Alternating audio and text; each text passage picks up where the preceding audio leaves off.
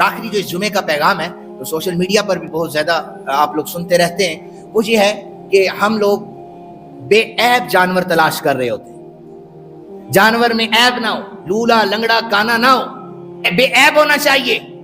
تو جو قربانی کرنے والا ہے نا، ان حضرت صاحب کو بھی ان غلطیوں سے پاک ہونا چاہیے۔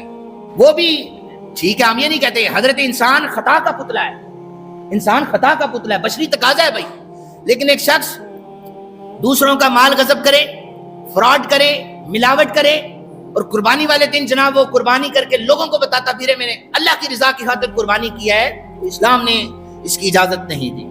اگر چاہتے ہو کہ اس دن بے عیب جانور آپ اللہ کی بارگاہ میں قربان کریں تو اس کے ساتھ ساتھ دعا کریں کہ یا اللہ ہمیں بھی غلطیوں سے پاک فرما دے۔